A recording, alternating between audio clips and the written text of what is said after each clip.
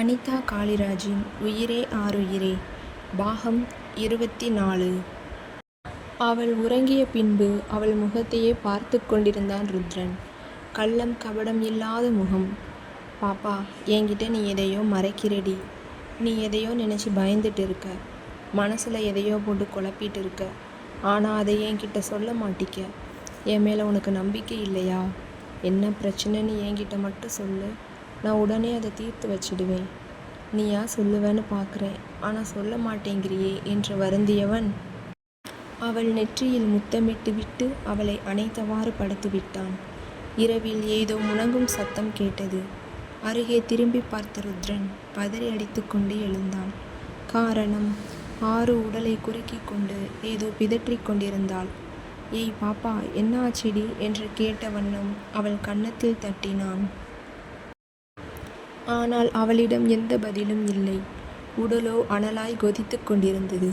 வேகமாக விளக்கை போட்டவன் அவள் கன்னத்தில் தட்டி மீண்டும் அவளை நினைவிற்கு கொண்டு வர முயற்சித்தான். எந்த பதிலும் இல்லை. ஆனால் அவள் வாயிலிருந்து மாமா, என்னை விட்டு போயிடாத என்ற வார்த்தை மட்டும் வந்து கொண்டே இருந்தது. என்ன செய்வதென்று தெரியாமல் விழித்தவன் அவனிடம் இருந்த காய்ச்சல் மாத்திரை ஒன்றை எடுத்து வந்து அவளை முழுங்க செய்தான்.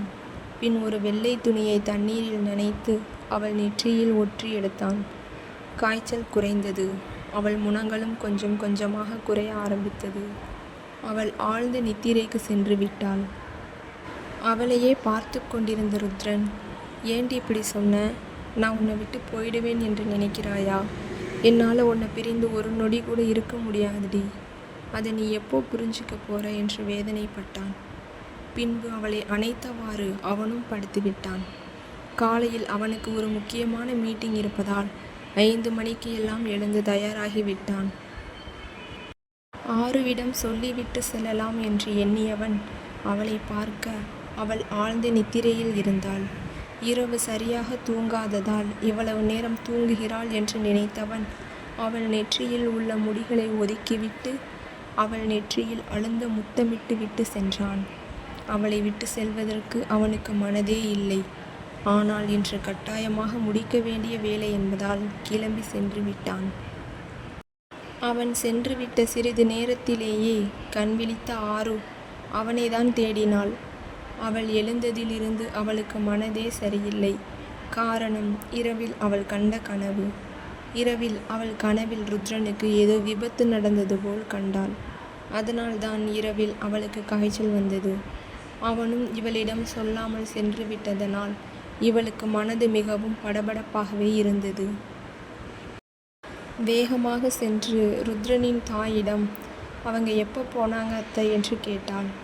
அவன் காலையிலேயே போயிட்டாமா, நீ அசந்து தூங்கிட்டு இருந்ததால் உங்ககிட்ட சொல்லாமல் போயிட்டானா, சீக்கிரம் வந்துடுவேன்னு சொல்லிட்டு தாம்மா போயிருக்கான் என்று கூறினார்.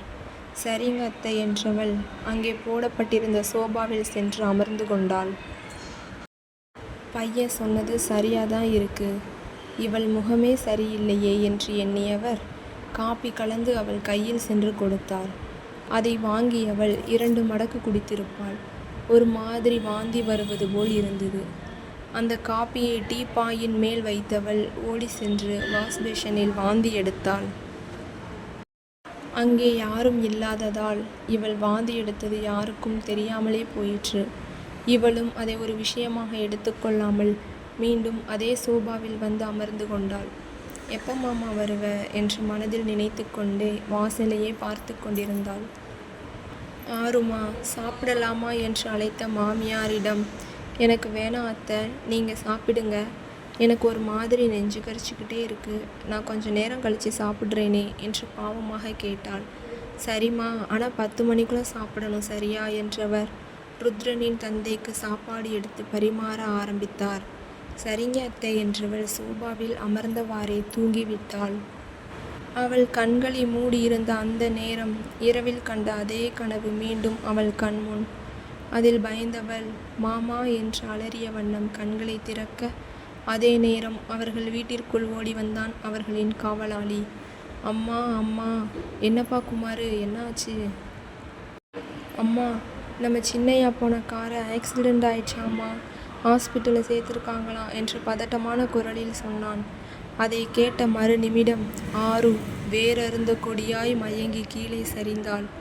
ஆரு எந்திரிமா, ஆருமா என்று அவளை எழுப்பினார் ருத்ரனின் தாய். ஆனால் அவள் கண் திறக்கவில்லை. காவலாளி ஓடி சென்று தண்ணீர் கொண்டு வந்து ருத்ரனின் தாயின் கரத்தில் கொடுத்தார். அதை தெளித்தும் எந்திரிக்காததால் ருத்ரனின் தந்தையை பார்த்தவர், என்னங்க, எனக்கு ரொம்ப பயமாக இருக்குங்க. நம்ம பையனுக்கு ஏதாவது ஆயிருக்குமோன்னு. இவ வேற இப்படி மயக்கம் போட்டு கிடக்கா. இப்போ என்னங்க பண்ண என்றார். பேசிக்கிட்டே இருக்க நேரம் இல்லைம்மா, சீக்கிரம் எந்திரி, ஹாஸ்பிட்டலுக்கு போகலாம் என்றவர் ஆருவையும் காரில் ஏற்றிக்கொண்டு ருத்ரன் இருந்த மருத்துவமனையை நோக்கி விரைந்தனர். அங்கே சென்றதும் ஆருவை அந்த மருத்துவமனையிலேயே சேர்த்து விட்டு ருத்ரன் இருந்த இடத்தை நோக்கி சென்றார் ருத்ரனின் தந்தை. அங்கே ருத்ரனின் நண்பன் ஐசியூவின் வாயிலில் நின்று கொண்டிருந்தான். அவனை பார்த்ததும் ருத்ரனின் தந்தை, என்ன ஆச்சுப்பா, என் பையனுக்கு என்ன ஆச்சு என்று கலங்கிய குரலில் கேட்டார். ருத்ரனின் தாயை ஆருவின் அருகிலேயே விட்டுவிட்டு இவர் மட்டும் இங்கே வந்தார். அங்கிள், என்ன சொல்கிறதுன்னு தெரியலை, இப்போதைக்கு எதையும் சொல்ல முடியாதுன்னு டாக்டர் சொல்லிட்டாங்க அங்கிள். நீங்கள் எதுக்கும் கவலைப்படாதீங்க, நம்ம ருத்ரனுக்கு எதுவும் ஆகாது என்றான். அதை கேட்டவர் அங்கே இருந்த இருக்கையிலேயே உடைந்து போய் அமர்ந்து விட்டார். அங்கே ஆருவை பரிசோதித்த டாக்டர் ஆருவின் கூட வந்திருப்பவரை அழைத்து விட்டார். ஆருவின் அத்தை மருத்துவரை சந்திக்க கிளம்ப சரியாக அந்த நேரம் கண் விழித்த ஆரு கையில் போட்டிருந்த டியூபை உருவி போட்டுவிட்டு படுக்கையில் இருந்து வேகமாக எழுந்தாள். தலை சுற்றுவது போல் இருந்தது. இருந்தாலும் அதை பொருட்படுத்தாது வேகமாக படுக்கையில் இருந்து கீழே இறங்கினாள். வேகமாக வந்து அவளை கீழே இறங்க விடாமல் தடுத்தார் நர்ஸ். என்னம்மா பண்ணுறீங்க? உங்கள் உடம்பு இருக்க கண்டிஷனுக்கு இப்படிலாம் நீங்கள் பண்ணக்கூடாது. என்னை விடுங்க, என் மாமாவை நான் இப்போவே பார்க்கணும், ப்ளீஸ் என்னை விடுங்க என்று அவள் கீழே இறங்குவதிலேயே குறியாயிருந்தாள். வெளியே சென்று ருத்ரனின் தாய் ஆருவின் சத்தத்தை கேட்டு உள்ளே ஓடி வந்தார். ஆரு, என்னம்மா?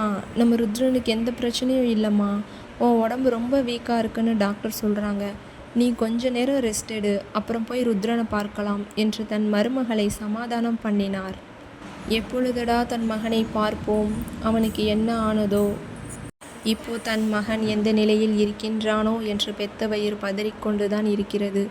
ஆனாலும் தன் மருமகளின் நிலையை கண்டவர், தான் பயந்தால் அவளும் பயப்படுவாள், பின் யாரை யார் தேற்றுவது என்று தெரியாது என சூழலை அறிந்தவர் தன் மனதை திடப்படுத்தி கொண்டு ஆருவை தேற்றினார். இல்லை அத்தை, அவருக்கு என்ன ஆனதுன்னே தெரியலை. அவர் இப்போ எப்படி இருக்காரோ, ரொம்ப பயமாக இருக்கு அத்தை. ப்ளீஸ் ஒரே ஒரு தடவை அவர் முகத்தை மட்டும் பார்த்துக்கிறேன். எந்த தொந்தரவும் பண்ண மாட்டேன், சத்தமாக மூச்சு கூட விட மாட்டேன். ப்ளீஸ் அத்தை, ப்ளீஸ் அந்த நர்ஸ் அக்கா கிட்ட சொல்லுங்களேன், ப்ளீஸ் ப்ளீஸ் என்று கண்ணில் கண்ணீருடன் தன் இரு கைகளையும் கூப்பி கெஞ்சிக் கொண்டிருந்தாள். ருத்ரனின் தாய்க்கும் அந்த நர்ஸ் பெண்ணிற்கும் என்ன செய்வதென்றே தெரியவில்லை. ருத்ரனின் தாய் பாவமாக நர்ஸை பார்க்க அவரோ என்ன செய்வதென்றே தெரியாமல் முழித்தார். பின், சரிம்மா, உன் வீட்டுக்காரரை பார்க்க நான் அலோவ் பண்ணுறேன், பட் அதுக்கு முன்னாடி இந்த ஊசியை போட்டுக்கோ, அப்போ தான் விடுவேன், இல்லைனா எனக்கு தான் பிரச்சனை என்று கூறினார். ஓகே ஓகே, எத்தனை ஊசி வேணால் போடுங்க, ஆனால் என் மாமாவை பார்க்க மட்டும் அலோவ் பண்ணுங்க ப்ளீஸ் என்றாள். அவளின் சம்மதத்தை வாங்கியவர் ஊசியில் மருந்தை ஏற்றி அவள் கைகளில் செலுத்தினார். செலுத்திய சிறிது நேரத்திலேயே கண்கள் சொருக படுக்கையிலேயே மயங்கி சரிந்தாள். நர்ஸை பயமாக பார்த்த ருத்ரனின் தாயிடம், நீங்கள் எதுக்கும் கவலைப்படாதீங்க மேடம், இவங்களை நான் பார்த்துக்கிறேன், நீங்கள் டாக்டரை போய் பாருங்க என்று கூறி அனுப்பினார். ஆருவின் தலையை வாஞ்சையுடன் தடவியவர் மருத்துவரை பார்க்க சென்றார். அங்கே ஐசியூவின் வெளியே அமர்ந்திருந்த ருத்ரனின் தந்தைக்கு என்ன செய்வது என்றே தெரியவில்லை. காரணம், மருத்துவர் செவிலியர் அனைவரும் உள்ளே அவசர அவசரமாக செல்கின்றனர், வெளியே வருகின்றனர். ஆனால் ருத்ரனின் உடலின் நிலையை மட்டும் யாரும் தெரிவிக்கவே இல்லை. அவர் அமைதியாக அங்கே போடப்பட்டிருந்த நாற்காலியில் அமர்ந்து கைகளில் தலையை ஏந்தி கொண்டார். அந்த மருத்துவரை அணுகிய ருத்ரனின் நண்பன், சார், நாங்களும் ரொம்ப நேரமாக இங்கே உட்காந்துருக்கோம், என் ஃப்ரெண்டு என்ன நிலைமையில் இருக்கான்னு நீங்கள் சொல்லவே மாட்டீங்க, ப்ளீஸ் சார் கொஞ்சம் சொல்லுங்க என்று பாவமாக கேட்டான். ஒரு 5 நிமிஷம் வெயிட் பண்ணுங்க சார் என்றவர் உள்ளே சென்று விட்டார். சிறிது நேரம் கழித்து வெளியே வந்தவர், நாங்களும் எவ்வளவோ ட்ரை பண்ணி பார்த்துட்டோம். ஆனால் அவரோட உடல் எங்கள் ட்ரீட்மெண்ட்டுக்கு ஒத்துழைப்பு தர மாட்டேங்குது. தலையில் அதிகமாக அடிபட்டதுனால மூளைக்கு போகிற நரம்பு கட்டாகி இருக்குது. எங்களால் முடிஞ்ச அளவு காப்பாற்ற ட்ரை பண்ணுறோம். இனி எல்லாம் அந்த கடவுள் கையில் தான் இருக்குது. வேணும்னா கடைசியாக போய் அவரை ஒரு தடவை எல்லாரும் பார்த்துக்கோங்க என்று கூறிவிட்டு சென்று விட்டார். அதனை கேட்ட ருத்ரனின் தந்தைக்கு என்ன செய்வதென்றே தெரியவில்லை. முகத்தை மூடிக்கொண்டு கண்ணீர் வடிக்க ஆரம்பித்து விட்டார். பாவம், பெற்றவர் அல்லவா. உள்ளே வரலாமா டாக்டர் என்று கேட்டுவிட்டு மருத்துவரின் அறைக்குள்ளே சென்றார் ருத்ரனின் தாய். வாங்க வாங்க, உட்காருங்க. சொல்லுங்க டாக்டர், என் மருமகளுக்கு எந்த பிரச்சனையும் இல்லைல்ல, அவன் நல்லா தானே இருக்கா என்று கேட்டார். நோ, நீங்கள் பயப்படுறபடி எல்லாம் எதுவும் இல்லை. அப்புறம் எல்லாம் சந்தோஷமான விஷயம்தான். நீங்கள் பாட்டியாக போறீங்க என்று கூறினார். அதை கேட்ட ருத்ரனின் தாய்க்கு இருப்பு கொள்ளவில்லை. அப்பா கருப்பா, என் குடும்பத்தை விருத்தியாக செஞ்சிட்ட, ரொம்ப நன்றிப்பா என்று கடவுளை வேண்டினார். இங்கே பாருங்க மேடம், அவங்க உடம்பு ரொம்ப வீக்காக இருக்குது. சரியாக சாப்பிடாம சரியாக தூங்காமல் அவங்களே அவங்கள ரொம்ப கஷ்டப்படுத்திட்டு இருக்காங்க. இன்னமும் இதே மாதிரி போயிட்டு இருந்துச்சுன்னா வயிற்றில் இருக்க குழந்தைக்கும் அம்மாவுக்கும் எதுவும் ஆச்சுன்னா கூட சொல்கிறதுக்கு ஒன்றும் இல்லை. அதனால் அவங்க எந்த கஷ்டமும் படாமல் பார்த்துக்கோங்க. வேலைக்கு நல்ல ஆகாரமாக கொடுங்க. மனசு எப்போவுமே சந்தோஷமாக இருக்கிற மாதிரி வச்சுக்கோங்க என்று கூறிவிட்டு இன்னும் பல அறிவுரைகளை கூறி அனுப்பிவிட்டார். சரிங்க அம்மா என்று ருத்ரனின் தாய் கண்ணீருடன் ஆரு இருக்கும் அறையை நோக்கி சென்றார். வெவ்வேறு உள்ளங்கள் வெவ்வேறு மனநிலையில் கண்ணீர் வடித்து கொண்டிருந்தது. படுக்கையில் படுத்திருந்த ஆரு, மாமா இந்தா வந்துட்டேன் மாமா, உனக்கு எதுவும் ஆகாது, உனக்கு எதுவும் ஆக நான் விட மாட்டேன். என்னை விட்டு போயிடுவியா நீ? போக மாட்டேன், எனக்கு தெரியும். ஏன்னா உனக்கு என்னை ரொம்ப பிடிக்கும். அதே மாதிரி தான் மாமா எனக்கும் உன்னை ரொம்ப பிடிக்கும். உனக்கு மட்டும் ஏதாவது ஆச்சு, உனக்கு முன்னாடி இந்த ஆறு இந்த உலகத்தை விட்டு போயிடுவா. சத்தியமா மாமா, நம்புறியா? இந்த வர்றேன், உன்கிட்ட தான் வந்துட்டே இருக்கேன் என்று புலம்பிக்கொண்டே இருந்தாள். அவளின் இந்த நிலையை பார்த்த ருத்ரனின் தாய் மௌனமாக கண்ணீர் வடித்தார். பாவம், அவருக்கு என்ன செய்வதென்றே தெரியவில்லை. அங்கே உயிருக்கு போராடி கொண்டிருக்கும் தன் மகனை நினைத்து கவலைப்படுவதா, இல்லை தன் மகனை நினைத்து உருகி கொண்டிருக்கும் இவளை நினைத்து வருந்துவதா என்று அவருக்கு தெரியவில்லை. கடவுளே, ஏன்பா இந்த சோதனை? இந்த 2 பேரும் உனக்கு என்ன பாவம் பண்ணாங்க? தயவு செஞ்சு என் மகனை நல்லபடியாக கொண்டு வாப்பா. என் மருமகளும் என் மகனும் சந்தோஷமாக வாழணும் என்று மானசீகமாக மனதில் வேண்டிக் கொண்டார். ருத்ரனின் தாயை தேடி வந்த ருத்ரனின் நண்பன் மௌனமாக உள்ளே வந்தான். என்னப்பா, ருத்ரன் எப்படி இருக்கான் என்று கேட்ட ருத்ரனின் அன்னையிடம் இவன் எதுவும் சொல்லாது மௌனமாய் தலை குனிந்து நின்றான். இப்போதைக்கு எதுவும் சொல்ல முடியாதுன்னு டாக்டர் சொல்லிட்டாருமா. வேணும்னா எல்லாரையும் வந்து பார்த்துக்க சொல்லுங்கன்னு சொன்னார் என்று தயங்கியபடி கூறினான். அதை கேட்ட ருத்ரனின் தாய் நெஞ்சை பிடித்து கொண்டு அமர்ந்து விட்டார். அம்மா, நீங்கள் எதுக்கும் பயப்படாதீங்க. நம்ம ருத்ரனுக்கு எதுவும் ஆகாது. வாங்கம்மா, அவனை போய் பார்த்துட்டு வந்துடலாம் என்று அழைத்தான். இங்கே மருமகளை தனியே விட்டு செல்ல தயங்கினார். அதை கண்ட நர்ஸ், நீங்கள் போயிட்டு வாங்கம்மா, நான் பார்த்துக்கிறேன் என்று கூறி இவரை அனுப்பி வைத்தார். ருத்ரன் இருக்கும் அறையின் வெளியே நின்றவர் ருத்ரனின் தந்தையை கண்டு கலங்கிவிட்டார். எதற்கும் அஞ்சாத நெஞ்சம் கொண்டவர் தன் மகனின் இந்த நிலையை கண்டு வேறறுந்த கொடியாய் அமர்ந்திருந்த நிலையை கண்டவர் மனதளவில் நொறுங்கி போனார். ருத்ரனின் தாய் ருத்ரனின் தந்தையின் தோளை தொட்டவுடன் நிமிர்ந்து பார்த்தவர் கண்களில் கண்ணீர். நீங்கள் எதுக்கும் கவலைப்படாதீங்க, நம்ம பையனுக்கு எதுவும் ஆகாது என்று ருத்ரனின் தாய் ருத்ரனின் தந்தையை தேற்றினார். மருமக எப்படி இருக்காமா? புலம்பிக்கிட்டே இருக்காங்க. அவன் உடம்பு ரொம்ப வீக்காக இருக்கான். மனதளவில் ரொம்ப பாதிக்கப்பட்டிருக்காளாம். அதை விட ஒரு முக்கியமான விஷயம், நம்ம தாத்தா பாட்டி ஆயிட்டோங்க என்றவர் முகத்தை மூடிக்கொண்டு அழுதார். அதில் சந்தோஷம் அடைந்த ருத்ரனின் தந்தை, அழாதம்மா, நம்ம பையனுக்கு ஒன்றும் ஆகாது. நீ வேணும்னா பாரேன், அவன் குழந்தைய பார்க்கவாவது அவன் எழுந்து வருவான். அவனுக்கு எதுவும் ஆகாது, அழாத என்று கலங்கிய தன் மனைவியை தேற்றினார். நொடிகள் நிமிடங்களாக கரைந்தன. ஐசியூவில் இருந்து வெளியே வந்த மருத்துவர், அவரை போய் பார்க்கணுன்னா பார்த்துக்கோங்க என்று கூறினார். 2 உள்ளங்களும் பதிபதிக்கும் நெஞ்சுடன் உள்ளே சென்றனர். ஆழ்ந்த அமைதி அங்கே. மெதுவாக உள்ளே சென்றவர்கள் ருத்ரன் படுத்திருந்த பெட்டின் அருகில் சென்றனர். துள்ளிக் கொண்டிருந்த தன் மகனை இந்த நிலையில் கண்டவர்களின் இதயத்தில் இரத்த கண்ணீர் வடிந்தது என்றே சொல்லலாம். தலையில் பெரிய கட்டு, முகத்தில் கண், மூக்கு, வாய் மட்டுமே வெளியே தெரிந்தது. இடது கையில் முழுவதும் கட்டு போடப்பட்டு கழுத்தில் தொங்கிக் கொண்டிருந்தது. அதேபோல் வலது கால் முழுவதும் கட்டு போடப்பட்டிருந்தது. வலது காலில் பாதம் மட்டும் கட்டு போடப்பட்டிருந்தது. ருத்ரனின் தந்தை ருத்ரனின் தாயை ஆறுதலாக அணைத்து கொண்டார். கண்ணா, எந்திரிச்சு வாப்பா என்று அவனிடம் கூறியவர்கள் அதற்கு மேல் அங்கே நிற்க முடியாமல் வெளியேறினார்கள். வெளியே வந்தவுடன் ருத்ரனின் தந்தையை அணைத்து கொண்டு ருத்ரனின் தாய் கதறிவிட்டார்.